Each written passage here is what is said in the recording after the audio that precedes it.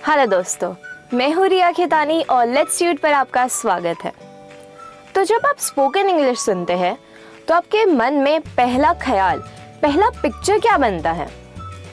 मैं कहूँ तो मेरे मन में पहला पिक्चर ये होता है कि कई सारे लोग हैं जो इंग्लिश में बात कर रहे हैं।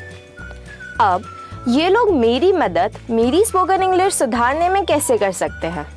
तो मुझे इन लोगों की हैंड मूवमेंट, इनके एक्सप्रेशन, इनके जेस्चर्स, इनकी लिप मूवमेंट, सब पर ध्यान देना होगा, तभी मेरी स्पोकन इंग्लिश ठीक होगी। लेकिन अगर कोई आपसे बात कर रहा है और आप उन्हें घूरे जा रहे हो, तो क्या ये थोड़ा अजीब, थोड़ा वियर्ड नहीं होगा? शायद हाँ। तो यहाँ पर आप ऑडियो विजुअल्स यूज कर सकते हैं। तो ऑडियो विजुअल्स में क्या? मैं कहूँगी movies, series, songs, news channel, cricket commentary, football commentary और ऐसी सारी चीज़ें जहाँ पर लोग इंग्लिश में बात कर रहे हो और आप उन्हें ऑब्जर्व कर सके। तो अब हम ये करेंगे कैसे? पहले शायद जब आप इंग्लिश मूवीज देखोगे तो आपको उनका एक्सेंट यानी उनके बोलने का तरीका समझ नहीं आएगा, या शायद वो बहुत फास्ट, बहुत तेजी से बोल रहे होंगे। तब आप क्या कर सकते हो? यहाँ पर आप सबटाइटल्स की मदद ले सकते हो। तो सबटाइटल्स का एक फायदा यह है कि आप एक ही बार में 3 चीजें कर रहे हो। आप उन एक्टर्स को सुन रहे हो, उन्हें देखकर उन्हें ऑब्जर्व कर रहे हो और साथ ही में आप सबटाइटल्स पढ़ रहे हो, जिससे आपकी ऑब्जर्विंग स्किल्स, लिसनिंग स्किल्स और रीडिंग स्किल्स तीनों सुधर जाएगी। ऑडियो विजुअल्स देखकर आप काफ़ी सारे ऐसे नए वर्ड्स और ऐसे फ्रेजेस सीख रहे होंगे जो शायद हम इंडियंस ना यूज़ करें। वैसे ही इन सभी वर्ड्स और फ्रेजेस को लर्न करके अगर आप उन्हें अपनी लैंग्वेज में यूज़ करते हो तो आपका ऐसा एक इम्प्रेशन पड़ेगा कि आप फ्लुएंट और फ्रीक्वेंट स्पीकर हो, यानी आप यूजुअली ज़्यादातर इंग्लिश में बात करते हो। फिर मैं कहूँगी कि आप छोटा छोटा कंटेंट यूज़ करें। जब ऑडियो विजुअल्स की बात आती है तो आपको ऐसे भी कंटेंट्स मिलेंगे जो घंटों तक चलते रहेंगे। मैं बात कर रही हूँ क्रिकेट कमेंट्रीज की। 4-5 घंटे की मैच तो होती ही है, पर शायद शुरुआत में आप उनसे कीप अप नहीं कर पाओगे। आप इतनी सारी चीज़ एक ही बार में शायद ना ले पाओ। तो शुरुआत में आप छोटे छोटे कंटेंट्स यूज़ करें और फिर जब आपको अच्छी प्रैक्टिस हो गई है तब आप ऐसी कमेंट्रीज, न्यूज़ चैनल यानी कि बड़े कंटेंट देखें। अब छोटा कंटेंट आप ढूंढोगे कैसे? एक बहुत अच्छा ऑप्शन है कार्टून्स। आपको लगेगा शायद मैं मजाक कर रही हूँ, इस एज में कार्टून कौन देखता है? लेकिन ट्रस्ट मी, भरोसा कीजिए, कार्टून स्पोकन इंग्लिश के लिए बहुत अच्छी बात हो सकती है, क्योंकि उन एक्टर्स का पेस यानी उनके बोलने की स्पीड बहुत स्लो होती है, जिससे आप एक एक वर्ड पर ध्यान दे पाओगे और उसे समझ पाओगे।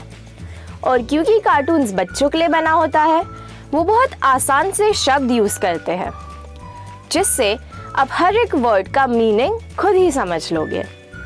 तो शुरुआत करें कार्टून से, फिर repeat it n number of times, बार बार एक ही चीज़ को दोहराए। जैसे अगर आपने एक मूवी चुनी, पहले आप उसे सबटाइटल्स के साथ देखें।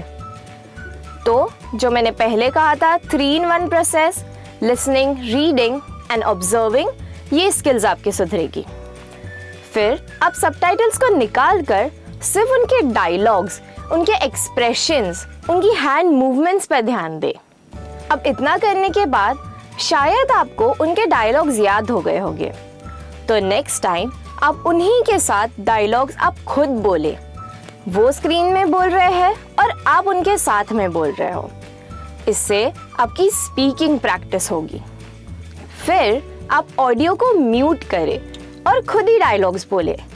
इससे आपकी कहाँ पर गलती हो रही है ये आपको समझ आएगा। Next, enjoy the process. जो भी आप कर रहे हो उसे मज़ा लेकर करें। अब जैसे कि मैं अपनी बात करूं तो मुझे न्यूज़ और क्रिकेट या कोई भी स्पोर्ट्स में इंटरेस्ट नहीं है। तो अगर मैं टेलीविज़न के सामने बैठूंगी और घंटों तक न्यूज़ देखूंगी तो इससे शायद मेरा कुछ फ़ायदा ही नहीं होगा, क्योंकि जब सामने न्यूज़ चल रही है मैं मन में कुछ और ही सोच रही हूँ। शायद मैं फ़ोन से खेल रही हूँ या मैं किसी और से बातें कर रही हूँ। तो इससे ना मैं इंग्लिश सीख पा रही हूँ और मेरा टाइम भी वेस्ट हो रहा है।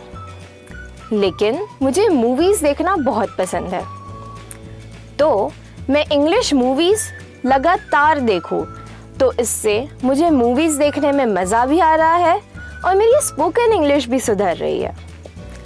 अब अगर मैं बात करूं मेरे पापा की, तो उन्हें मूवीज़ देखना बिल्कुल पसंद नहीं। उन्हें ऐसा लगता है कि मूवीज़ सिर्फ झूठ बताती है, लेकिन उन्हें अप टू डेट रहना और स्पोर्ट्स में बड़ा इंटरेस्ट है। तो मूवीज़ से बेटर ऑप्शन उनके लिए न्यूज़ या क्रिकेट कमेंट्री होगा। So pick your side and enjoy while you are at it, यानी अपना पक्ष चुने और जो भी आप कर रहे हो उसे मज़े में ले। आज का सेशन मैं यही समाप्त करती हूँ। और हमने स्पोकन इंग्लिश पर एक कंप्लीट कोर्स बनाया है।